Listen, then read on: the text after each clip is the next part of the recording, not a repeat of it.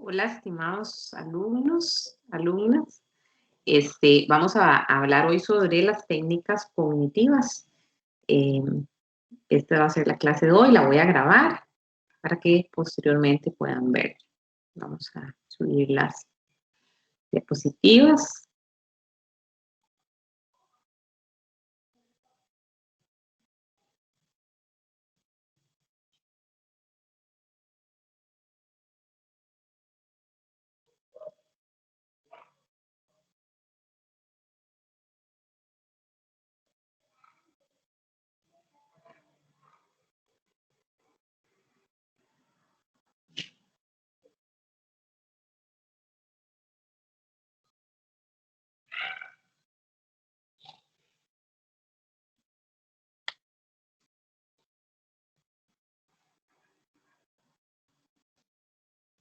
Bueno, entonces vamos a ver las técnicas cognitivas para la intervención de las enfermedades relacionadas con nutrición. Bueno, en primer lugar vamos a ver la solución de problemas. Es una técnica cognitiva y bueno, entonces cuando enfrentamos un problema, a veces puede ser que tengamos un problema, tenemos ansiedad y la ansiedad se va a detonar usualmente cuando tenemos una percepción de peligro, pero quien hace esa evaluación de algo como peligroso somos nosotros. Entonces podría ser que en vez de un peligro real, hayan errores o sesgos a la hora de evaluar una situación como peligrosa. ¿Cuáles errores podríamos tener? Podría ser la sobreestimación de probabilidad de ocurrencia de alguna situación, ¿verdad? Como estar, digamos, por ejemplo, muy preocupada por perder el trabajo cuando es algo que tal vez este, es poco probable, o bueno, tener situaciones diversas en la vida, ¿verdad? Que a veces son poco probables, pero que hay personas que tienen muy presente como ciertos catástrofes, ¿verdad? Por ejemplo, yo atendía ayer un paciente que me decía que lo despidieron y que se quedó sin, tiene unos ahorros, pero es un muchacho joven que no tiene hijos ni tiene mucha responsabilidad y tiene el apoyo de la familia, ¿verdad? Entonces, él se le ocurrían algunas cosas como que si alguien, algún familiar, tenía algún problema de salud y que el doctor es muy caro y que si no van a tener con qué atenderlo. Entonces, cosas como esta, ¿verdad? Que es una sobreestimación de la probabilidad de ocurrencia de algo que tiene que ser como muy fuerte, como para que ocurra realmente este desbalance que él piensa financiero. La sobreestimación, severidad de la severidad, ¿verdad? Primero puede ser la sobreestimación de la probabilidad de que ocurra y ya después también la sobreestimación de la severidad que ocurriría, ¿verdad? Digamos, si ocurre eso, probablemente pues tenemos, por ejemplo, la caja costarricense o así, y él, digamos, como que lo vería algo como demasiado grave.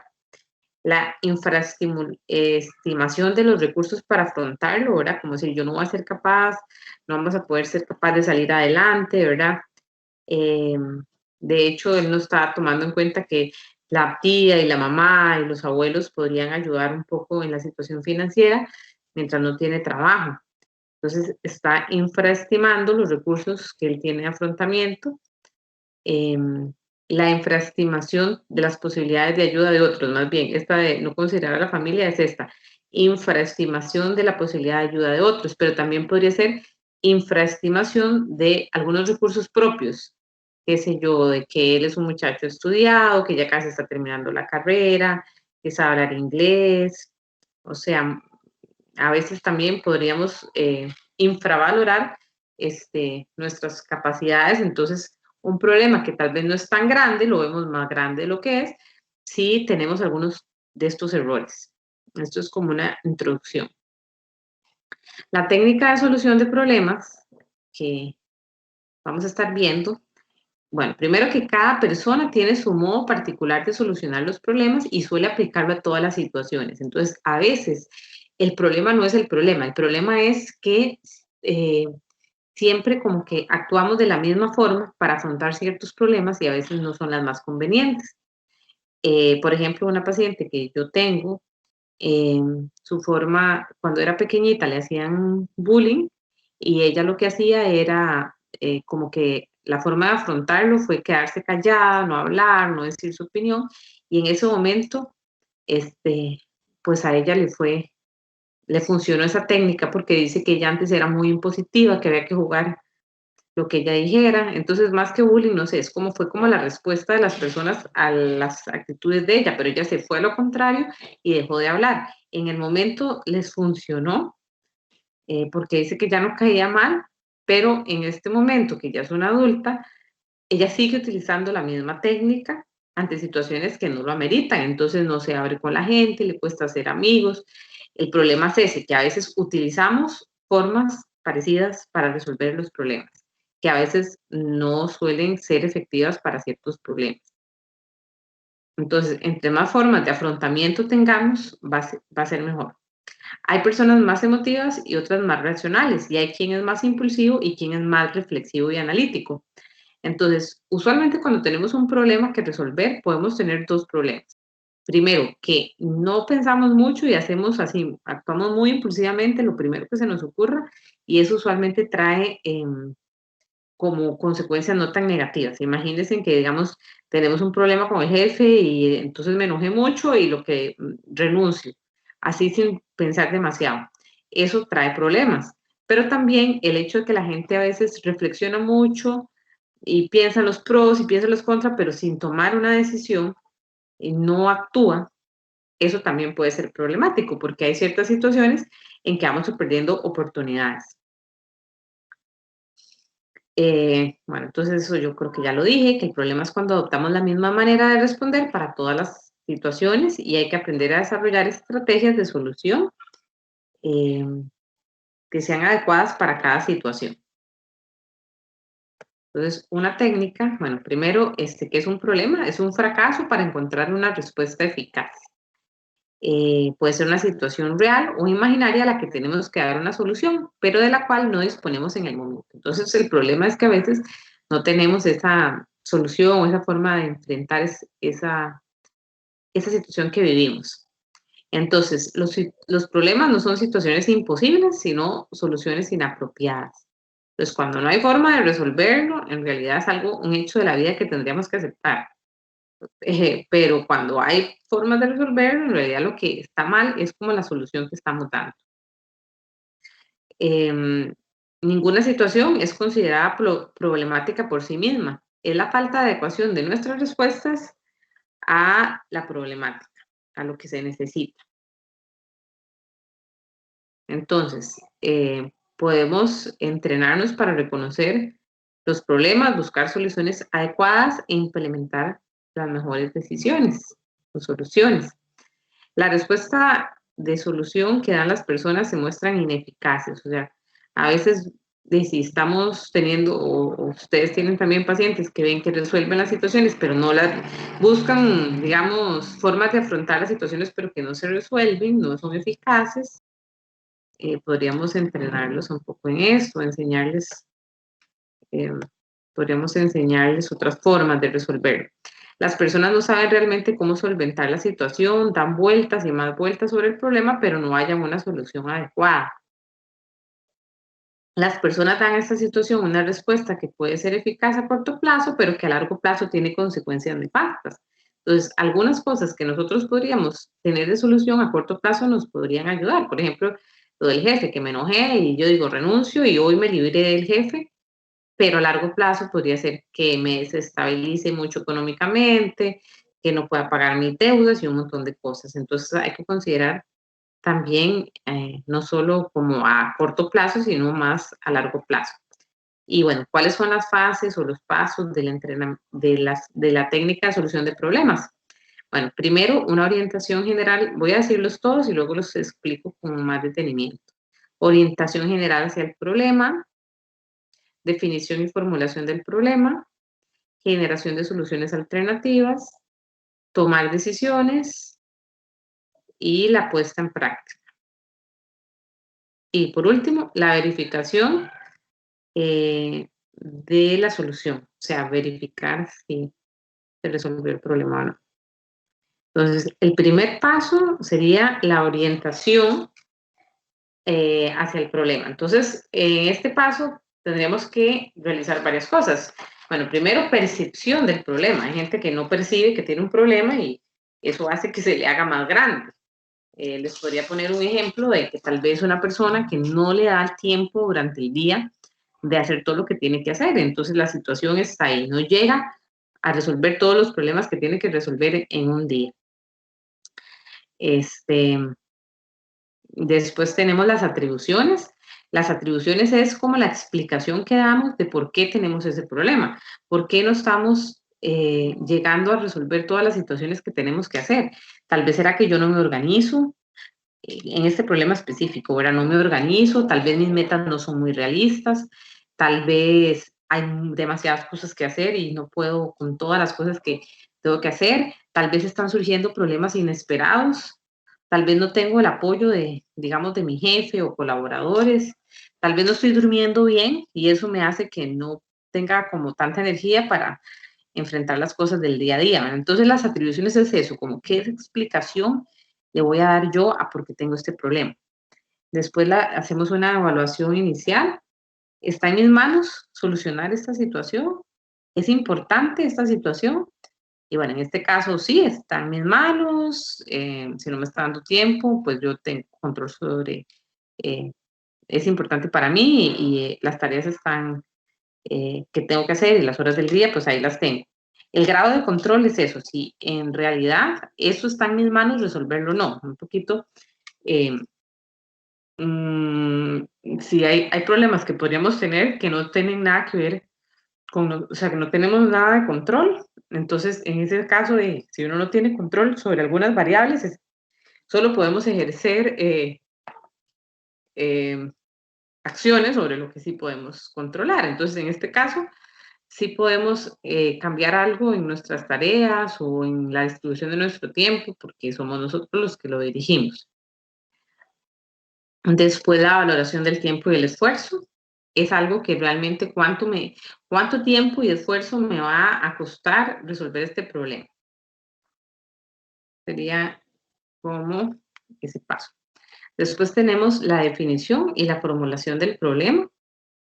Tenemos que recoger información en este paso, que sería muy importante, que a veces tomamos decisiones sin conocer bien la situación. Entonces, recoger información, digamos, con este ejemplo, tendríamos que hacer una lista de todas las tareas, ojalá cuánto gastamos usualmente en ciertas, cómo distribuimos el día, ahora qué hacemos durante el día, cuánto tiempo requerimos para hacer cada tarea.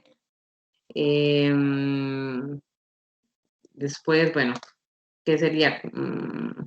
Digamos, ahí en las cosas que tenemos que hacer sería como una lista, ¿verdad? Esta señora tal vez podría ser recoger a los niños, alistarse, ver clientes, bueno, todas las tareas que tiene que hacer.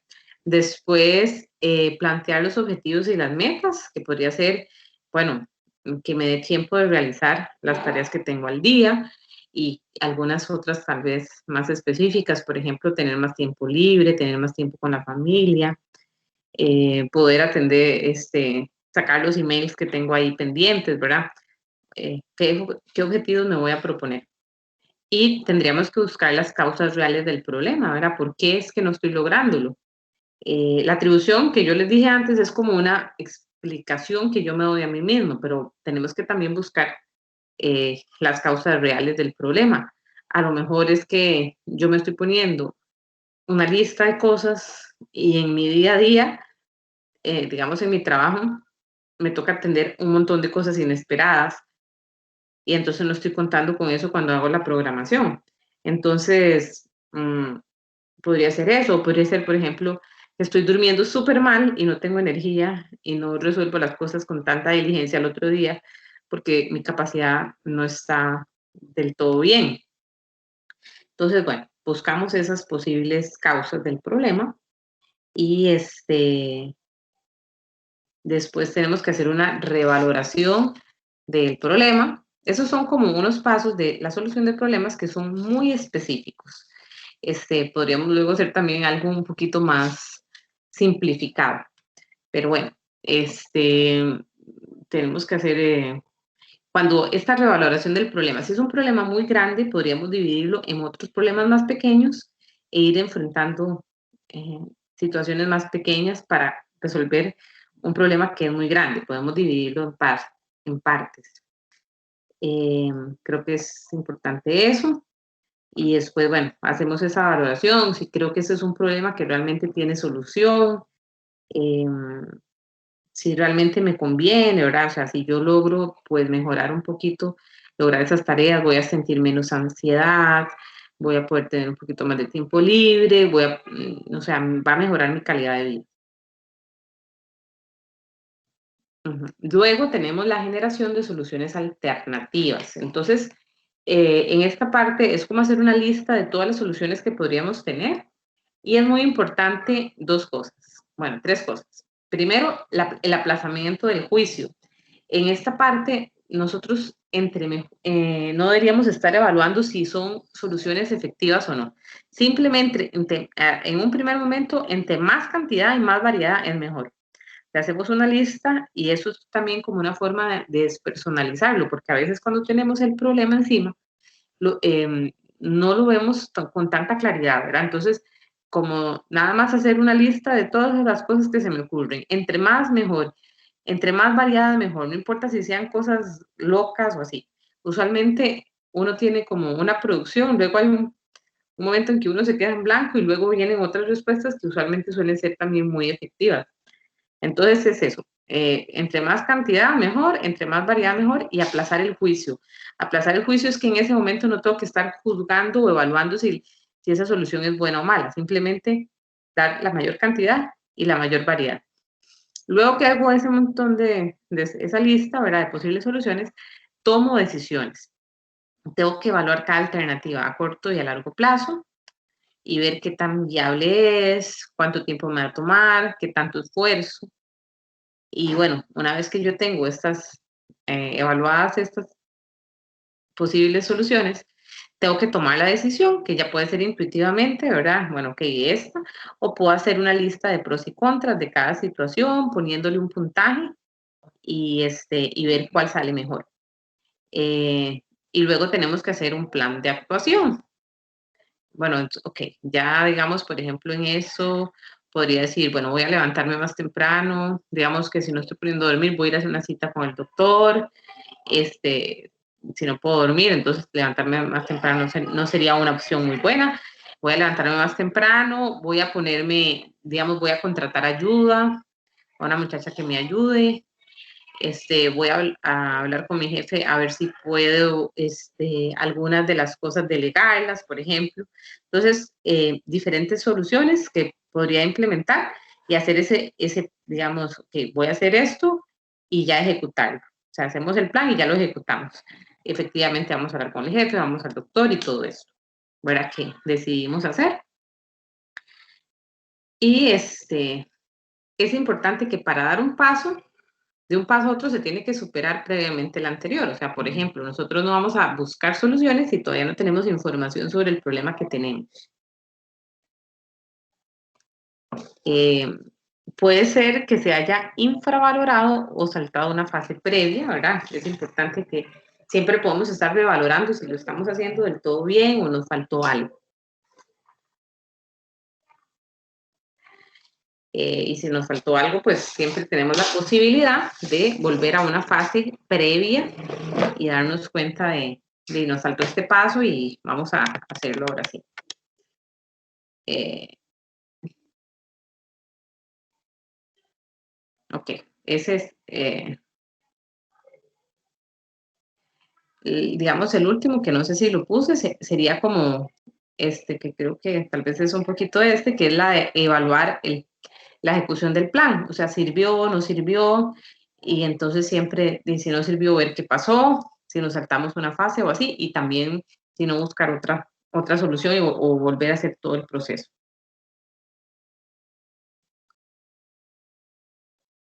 Ok, otra técnica cognitiva sería la psicoeducación o biblioterapia, que sería dar a una persona bibliografía para ayudarlo a conocer y comprender mejor el problema. Esta información debe ser sencilla, debe ser completa pero breve, no excesivamente técnica. y tenemos que elegir adecuadamente el documento y a veces, por ejemplo, podríamos cometer el error de darle algo muy difícil de entender o muy largo o muy engorroso o tal vez algo que no sea tan difícil para la mayoría de gente, pero la persona, nuestro paciente en sí, tal vez una persona que le cuesta mucho, como que tiene comprometido un poco de su parte intelectual o es una persona menor de edad que todavía no tiene tantos ciertos pensamientos eh, desarrollados, ¿verdad? Entonces, siempre tenemos que adecuarlo mucho a nuestro paciente y escoger muy bien qué vamos a darle. Entonces, proporcionar información a la persona sobre algún tema en particular se usa cuando la falta de información hace que la persona no lleve a cabo determinadas conductas o no actúe bien en determinadas ocasiones. A veces también las personas tienen como creencias o mitos de ciertas cosas y eso resulta bien porque cuando uno le da ese material y ve que hay una referencia, no es solo mi opinión, ¿verdad? Sino que hay cosas escritas, fundamentadas y la persona puede verlo.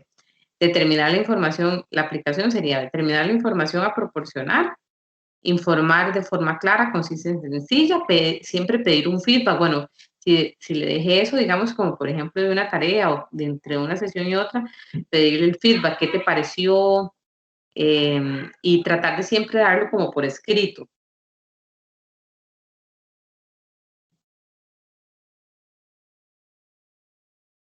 Proporcionar instrucciones precisas sobre cómo actuar ante determinadas situaciones. Entonces, determinar cuándo se podrán en práctica operativizar o instrucciones, o sea, que no decir, bueno, por ejemplo, si yo le voy a dar un material, ok, lea usted esto en la semana, sería mejor decir, mira, lee 10 páginas esta semana, ¿cuándo lo vas a hacer? Puede ser el viernes por la noche, ok, como hacer más claro, más conciso y más sencillo el- este, este material. Después pedirle, bueno, ¿qué te pareció? ¿Qué fue lo más importante? ¿Hay algo que no comprendiste? Pedir ese feedback. ¿Te pareció que fue un buen material?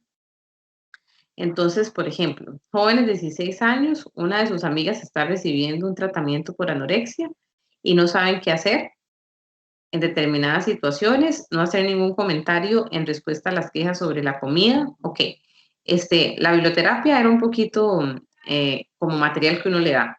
La psicoeducación son cosas que usted puede orientar y explicar y también es parecido, solo que uno lo hace, ¿verdad? Eh, También uno lo puede, digamos, explicar cosas sencillas, ¿verdad? Y dar ciertas instrucciones o indicaciones. En este caso, si es sencillo, ¿verdad? Decir, bueno, ok, em, lo que debe hacer es no hacer ningún comentario en respuesta a las quejas sobre la comida o el peso o a la imagen corporal y cambiar de tema la conversación. Eso va a hacer que eh, un proceso ahí de extinción. Y en lugar de prestar atención y hacer comentarios positivos cuando la amiga habla de temas ajenos, bueno, y en vez de eso, ahora cuando habla de temas que sean del físico, así, tratar de no prestarle mucha atención y cambiar de tema. Y cuando hable otras cosas, ahí sí, prestarle mucha atención y darle mucho refuerzo. Esta sería como eh, una instrucción precisa que yo le daría, digamos, a una persona que podría ser este proceso de nuestra técnica de psicoeducar, que muchas veces se toma como lo mismo, la psicoeducación o la biblioterapia, ¿verdad? Que es educar al paciente en algo. Después está la parada de pensamiento. La parada de pensamiento se usa para eliminar pensamientos perseverantes, irrealistas, improductivos o generadores de ansiedad. Entonces, es muy importante que para la parada de pensamientos yo no puedo, no sería como muy útil utilizarlo con pensamientos que la persona no ha cuestionado. Entonces es como que, o sea, que no hemos hecho un análisis, sino se usa para otro tipo de pensamiento. Por ejemplo, que tal vez una persona tiene este, la imagen, digamos que se le ocurre, le viene la imagen de un queque de chocolate. Y entonces la persona viene con esa imagen y pasa pensando en el queque y se lo come. Este, no podríamos no sería muy conveniente decirle, trate de usar esto y ya no pensar en eso, sino que sería más conveniente primero como generar una respuesta, es decir, no porque me guste me lo tengo que comer, por ejemplo. Ojalá más desarrollado, ojalá, ¿verdad? Que hayamos hecho evaluación de los pensamientos, pero si aún así sigue viniendo el pensamiento, eh, muchas veces esto se usa para pensamientos así, ¿verdad? Que son rumiantes, ¿verdad? Que vienen y una vez y otra vez y ya los hemos pues evaluado o abordado de cierta manera. Entonces, em, lo que haríamos es usar estos pasos. Bueno, se seleccionan los pensamientos. Por ejemplo, me voy a quedar. En este caso, digamos, es una persona que ya hemos evaluado, digamos, en la parte psicológica eso, de que me voy a quedar, probablemente tiene una demanda de que tiene que hacerlo bien, de que no se va a quedar, que no tiene que quedarse, ya hemos hecho un pensamiento alternativo, bueno, voy a hacer lo que pueda, preferiría no quedarme, pero si me quedo, tendría que aceptarlo, no es el fin del mundo o algo así. Y le sigue viniendo ese pensamiento. Entonces, se le pide que imagine la situación diciéndose a sí mismo el pensamiento. Entonces, yo le pondría a decir, bueno, cierre los ojos e imagine que usted está en esa situación, que le viene el pensamiento, me voy a quedar. Entonces, la persona cuando está imaginándolo, yo de terapeuta le voy a decir, digamos, yo soy la paciente, ahora estoy imaginando eso, le pido que cuando logre imaginarlo, levante un dedo, por ejemplo, para yo saber, y cuando la persona me dice que sí, que ya lo logró, entonces yo le voy a decir, este, yo le voy a decir esto, o sea, la persona está ahí con los ojos cerrados, imaginando la situación, y yo como terapeuta voy a decirle, alto, se lo digo duro y usualmente lo que hace la persona es salir de ese pensamiento, lo hace en voz alta. Después de que yo lo hice como terapeuta en voz alta, lo hace el paciente. El paciente se imagina, cuando ya está involucrado en el pensamiento, él mismo se dice, alto. Entonces, usualmente ese alto que puede ser audible y siempre con una señal física, en este caso es una palmada, pero podría ser otra señal física, podría ser así, podría ser una liga, pero siempre tiene que ser la misma señal física. Es porque con el tiempo esto se va aprendiendo como, se va haciendo como un condicionamiento, como o sea, como que esto se vuelve una señal de que alto, y puedo imaginar incluso el alto y decirme alto.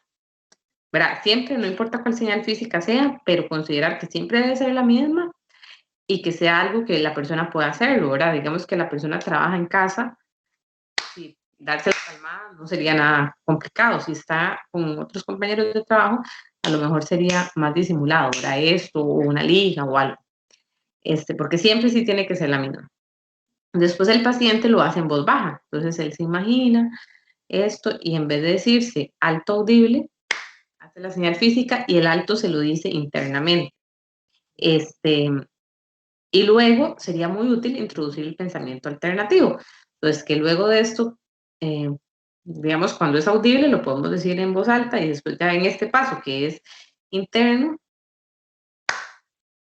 yo en este momento me estoy diciendo el alto y después de eso me contesto, ok, voy a hacer lo que puedo, preferiría no quedarme, pero si me quedo, no es el fin del mundo. O sea, como contestarle al pensamiento. Y a veces, si es un pensamiento así muy rumiativo, muy necio, tal vez tenemos que muchas veces alto, muchas veces en el día. Y la persona va aprendiendo como esa técnica que lo ayuda a no seguir, ¿verdad? En ese pensamiento rumiativo. Bueno, hay otra técnica que serían las autoinstrucciones. Las autoinstrucciones es el lenguaje interno. Nosotros tenemos como un director o un controlador del comportamiento, ¿verdad? Que nos dice, hagamos esto, no hagamos esto. Entonces, a veces esto se va a usar mucho para la gente que tiene impulsividad y falta de control, ¿verdad? Que digamos, ve la comida y pasa, la come, sin ningún tipo de freno. Entonces, el terapeuta o monitor actúa como modelo y lleva a cabo una tarea mientras se habla a sí mismo en voz alta sobre lo que está haciendo. Entonces, la persona va haciendo un modelado, o sea, modelándoselo, como diciéndolo. Ok, por ejemplo, digamos que aquí tengo, me puedo poner así muchos productos en el buffet, en un buffet. Y, por ejemplo, yo podría decirme, una forma de autoinstrucciones sería decir, ok, voy a comer de una forma limitada, voy a acercarme y voy a comer una porción, digamos, una carne asada, que usualmente yo como bastantillo, digamos, entonces a veces uno hago esto, ¿ok? Antes de ir voy a decidir y voy a decirme a mí misma, me voy a comer 2 gallitos de carne, una papa, un pedacito de plátano, y un poquito de guacamole, digamos. Entonces, yo voy internamente a decirme eso y a dirigir mi conducta con lo que me estoy diciendo. Entonces, bueno, ese es el ejemplo. El terapeuta o monitor actúa como modelo y lleva a cabo una tarea mientras se habla a sí mismo en voz alta sobre lo que está haciendo. Después el paciente lleva a cabo la misma tarea del ejemplo propuesto por el terapeuta bajo la dirección de las instrucciones de este, una guía externa de la voz en voz alta. Después el paciente lo vuelve a hacer mientras se dirige a sí mismo en voz alta y luego ahora el paciente lleva a cabo la tarea de nuevo, pero solo verbalizándolo eh, muy bajo. Y después, por último, el paciente guía su propio comportamiento a través de autoinstrucciones internas mientras va desarrollando la tarea, que son autoinstrucciones encubiertas. Entonces, esto podemos hacerlo cuando, digamos, uno es una tarea que es física, que podríamos hacer, o también podríamos hacerla si no tenemos en ese momento este, la, digamos, los elementos para hacerlo, podríamos hacerlo solo como en la imaginación, pero si no podemos hacer esto, por ejemplo, que alguien me dice que no. Entonces, alguien me ofrece comida y yo decirle que no. Entonces, autoinstrucciones, yo podría decir en voz alta, no sé, decirle ahí como a la secretaria que me ayude, me ofrezca algo, yo le puedo decir en voz alta, yo voy a decir, no me conviene comer esto, voy a decirle que no. Entonces voy a decirle, voy a practicarlo y decirle, no, muchas gracias, en este momento no me apetece. Eh, Después, hacer todos los pasos, ¿verdad? Que la persona lo vaya haciendo con la guía de uno, que yo digamos en este caso, si fuera eso, que ella lo hiciera también en voz alta. Eh, en realidad, en esta parte, este ejemplo que les estoy poniendo es más de habilidades sociales. Entonces, como las autoinstrucciones son más de uno con uno mismo, como dirigir su propia conducta. Entonces, tanto con otra persona no serviría tanto, sino eso es otra técnica también, que es modelado, pero más, digamos, es otra técnica, sería como ensayarlo con el paciente, decir que no, y hacemos de paciente, el que ofrece y el otro que dice que no, y así hasta que eh, lo haga aceptablemente. Primero uno es el modelador, el que dice que no, y después lo hace el paciente. Pero disculpen, las autoinstrucciones tienen que ser algo más de la propia conducta dirigida, no tanto con otra persona. Entonces, está mejor el ejemplo digamos, de la comida. Tal vez ir con un buffet y uno poner un buffet y uno decirse, ok, voy a comer esto y esto.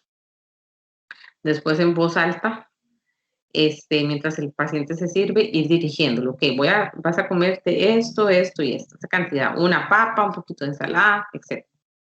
Después que el paciente lo haga, él se va a servir y se va a decir en voz alta, voy a coger una papa, una carne, y después lo hace, pero internamente. Eso se usa mucho para, como les digo, conductas que son muy impulsivas, que la persona no piensa y cuando se dio cuenta hizo algo, ¿verdad? Se usa mucho con niños para enseñarles ciertas cosas, eh, sobre todo en conductas como impulsivas. Digamos que, eh, qué sé yo, alguien le cogió algo y llegó y le pegó. Entonces, él tiene que aprender a decirse ciertas cosas que lo lleven a tener una ejecución buena. Entonces, esas serían las autoinstrucciones. Y ya les expliqué otra técnica que en realidad no son autoinstrucciones, sino que sería el ensayo conductual. Eso es más conductual, ¿verdad? Que sería hacer como este role play con el paciente para aprender una habilidad. El ensayo conductual se enseña así, pero esa en realidad es de las técnicas conductuales. Las autoinstrucciones es uno con uno mismo, ¿verdad? No, o sea, uno de terapeuta puede ir guiándolo, pero en realidad es el paciente el que se va a tener que enfrentar a esa situación y va a tener que tener un director y un controlador interno que le dice qué tiene que hacer, en vez de simplemente pasar al acto y hacer lo que usualmente hace. Ok, entonces en las autoinstrucciones como un poquito los pasos, definir el problema que tengo que hacer, una guía de respuesta, cómo tengo que hacerlo, autorrefuerzo, lo estoy haciendo bastante bien.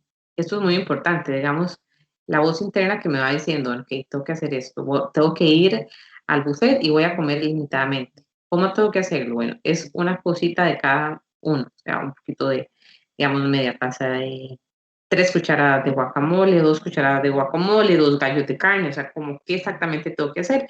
Luego el autorrefuerzo, lo estoy haciendo bastante bien, esto es bueno para mi salud, estoy aprendiendo a tener control y autocorrección, que en el caso de que no se alcance el objetivo propuesto, afrontar el error, si cometo un error puedo continuar. Ok, me serví de más, no importa, la siguiente, eso no quiere, no es el fin del mundo, pasan errores y seguir. Hay que recordar que el objetivo de esta técnica es modificar verbalizaciones internas que el sujeto utiliza ante aquellos problemas o situaciones en las que habitualmente fracasa, para que haya un cambio de comportamiento ante dichas situaciones. Entonces se usa cuando las personas usualmente a veces o no piensan o son muy impulsivas o qué sé yo, ve, por ejemplo, toda la comida disponible y la persona lo que se dice es, entre más mejor, tengo que aprovechar porque hay demasiado, por ejemplo. O que tal vez ni siquiera lo está haciendo muy consciente y ni siquiera se da cuenta de qué es lo que piensa que está dirigiendo su conducta. Podría ser incluso que no tenga mucha verbalización, sino que es muy impulsivo y pasa al acto, o que tenga verbalizaciones que más bien no le ayuden. Como eso, hay que aprovechar.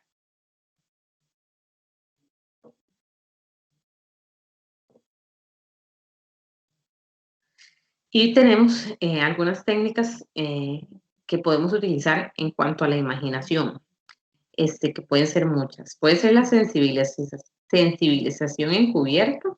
El individuo se imagina a sí mismo realizando la conducta cuya frecuencia pretende reducir y de manera que resulte muy aversivo para el sujeto. Todas las técnicas, digamos, que son más conductuales, si uno las hace en la imaginación, lo que le ponemos de palabrita es encubierta. Entonces, pues nosotros podemos poner, por ejemplo, una exposición en vivo, que es más de hacerlo. Digamos, una exposición es que si uno tiene, por ejemplo, miedo a un ratón, pues enfrentarse al ratón, pero la versión de la exposición encubierta sería hacer eso mismo, pero imaginando, que se ha probado que da resultados buenos también. Entonces, la sensibilización encubierta es un castigo en la imaginación. Entonces, por ejemplo, una persona que tenga una parafilia, digamos, un trastorno, eh, por ejemplo, eh, un paciente que yo tenía que lo que hacía era meterse en los baños y espiar a las mujeres. Eso es una parafilia. Entonces, una técnica en la imaginación sería como que él se imagine cuando él está ahí, que llegan los policías, que lo descubren, eh, pasarle la vergüenza. Entonces, asociar eso con la consecuencia real que podría tener. O, por ejemplo, alguien que se imagina que esté fumando y que se imagine cómo se contaminan sus pulmones o así. Entonces, es un castigo, acuérdense que un castigo usualmente es poner algo aversivo, algo que no le guste a la persona con el fin de disminuir una conducta, solo que lo vamos a hacer en la imaginación. Después tenemos el autorreforzamiento encubierto. Pasa a imaginar algún acontecimiento aversivo que a largo plazo dicho comportamiento podría acarrearle algún hecho o autoadministración de consecuencias reforzantes también de manera imaginada. Entonces, un autorreforzamiento encubierto, en realidad, así con palabras más normales, sería un reforzamiento, pero que no va a ser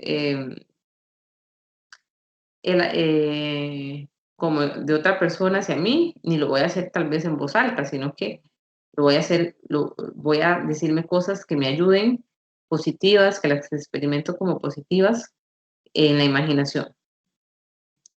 Eh, mm,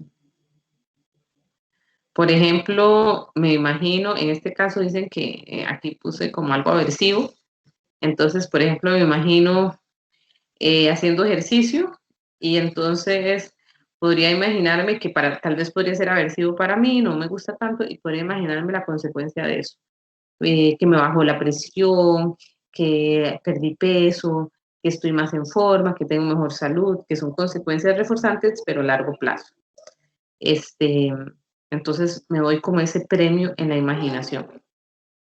El modelado encubierto se utiliza la imaginación para presentar al sujeto un modelo seguro, hábil y capaz que realiza una conducta temida o casi que cualquier conducta. Entonces, por ejemplo, si a mí me cuesta decir que no, podría imaginarme cómo, digamos, tengo una prima que es muy asertiva, que usualmente no le cuesta decir que no, entonces puedo imaginar cómo alguien le ofrece comida y ella le dice que no. Entonces, es un modelo, un modelado, o sea, algo que yo, se acuerda cuando hablamos de bandura, que nosotros aprendemos a través de la observación de otros, pero en este caso no estaríamos viendo a la prima, sino imaginándonos a la prima que tiene esta característica de decir que no. En realidad, técnicas de imaginación hay muchísimas que podríamos utilizar.